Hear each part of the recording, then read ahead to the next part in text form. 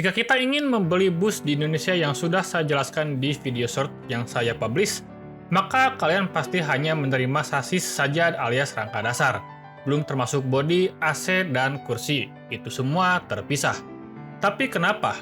Kenapa kita hanya membeli sasisnya saja? Kenapa nggak langsung beli bus jadi langsung dari ATPM? Kenapa harus sasis? Kenapa tidak monokok saja seperti di negara-negara Eropa? Lagi pula, bus monokok cenderung lebih ringan daripada bus yang menggunakan sasis yang bobotnya bisa lebih besar daripada bus monokok sehingga konsumsi BBM bisa lebih boros. Ternyata dulu ATPM masih menjual sasis tentu dengan bodinya.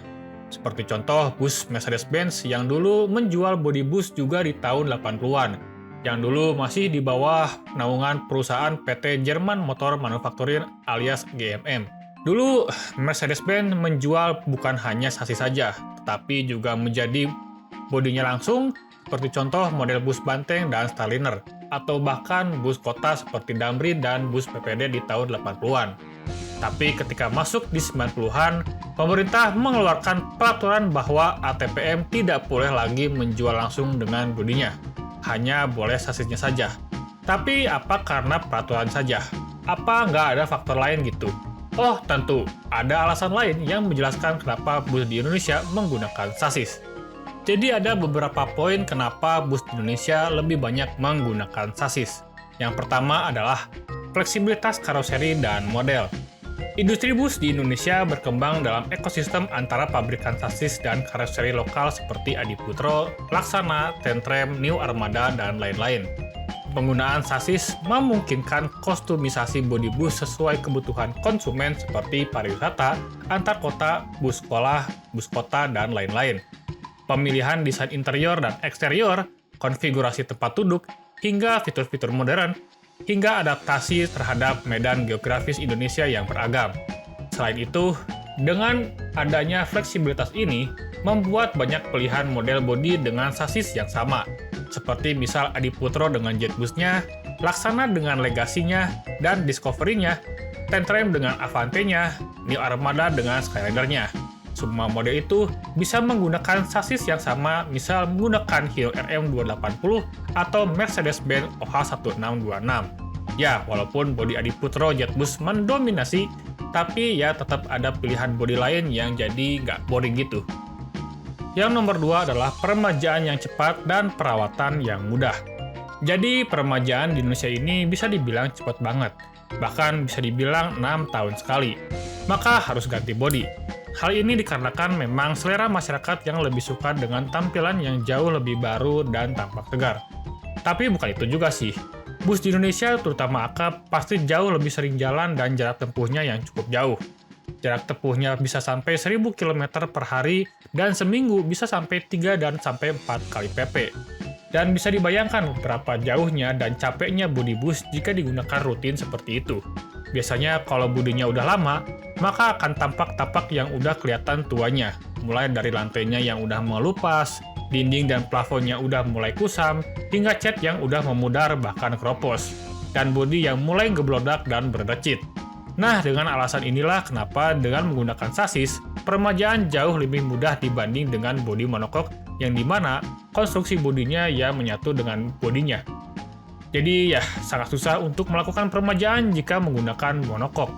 Karena berarti akan merubah struktur kekuatan dasar bodi sendiri, yang berarti tidak sembarangan karoseri dan bengkel untuk memperbaiki. Sekarang ke nomor 3 yaitu dinilai lebih rigid dan cocok untuk kondisi jalan di Indonesia. Pembahasan ini sebenarnya hampir mirip soal SUV monokok dengan leather frame.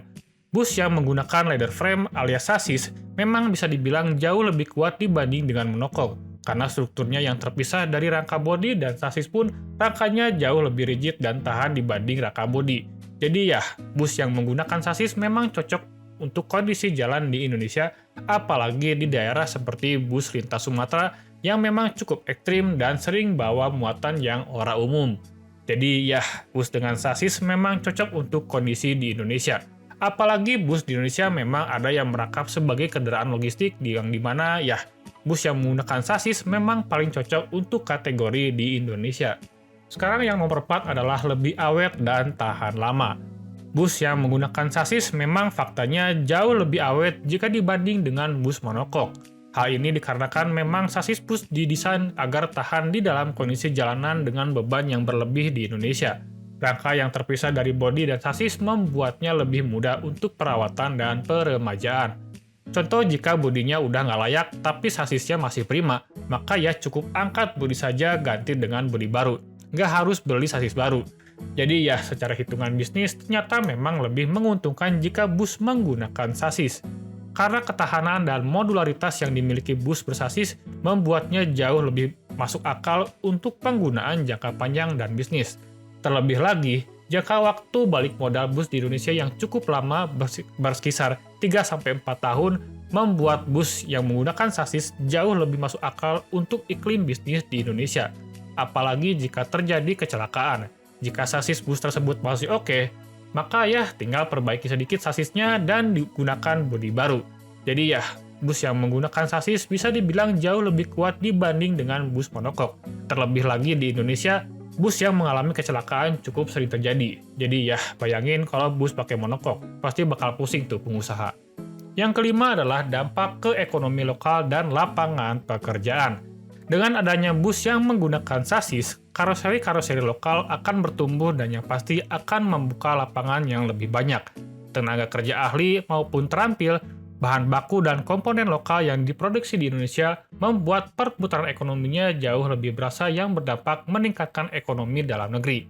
Hal ini juga memberi kesempatan bagi para perusahaan dan SDM-SDM lokal dalam membuat sebuah produk yang tidak kalah keren dan jauh kompetitif di kelas internasional.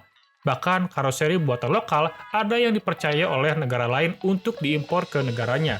Salah satunya adalah karoseri Laksana yang sudah melakukan ekspor ke negara Fiji dan Bangladesh.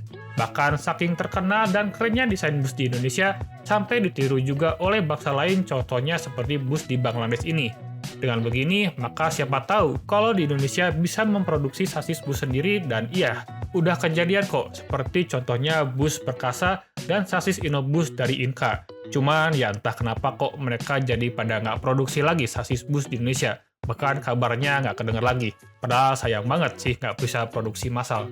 Jadi ya itulah beberapa poin mengapa bus di Indonesia menggunakan sasis daripada monokok. Ternyata bus bersasis membawa sejumlah keuntungan yang sangat signifikan dan menguntungkan bagi para pengusaha bus di Indonesia. Selain karena rangkanya yang cukup modular, ternyata ya memang kalau bus bersasis bisa berumur cukup panjang, serta mudah dalam hal perawatan dan peremajaan, sesuatu hal yang tidak bisa ditawarkan oleh bus monokok. Tapi apakah tidak ada bus monokok di Indonesia? Oh tentu ada, tapi ya jumlahnya bisa dibilang hitung jari. Contohnya seperti bus Adiputro Neoplan yang hasil kerjasama dengan Neoplan yang ada di Eropa sana, dan ya, busnya monokok. Tetapi ya, yang meminangnya pun bisa dibilang dikit banget. Ini adalah bukti bahwa bus yang menggunakan sasis ternyata lebih diminati. Tapi apakah lebih aman? Ya, sebenarnya itu tergantung dari teknologi dari karoseri masing-masing. Tapi yang masalah safety atau tidak, tergantung yang bawa alias supir. Jadi ya segitu dulu untuk video kali ini. Terima kasih ya udah nonton. Jangan lupa like, share, dan subscribe ke video ini. Jangan lupa follow IG gua Asurya Firdaus. Sekian dan terima gaji. P.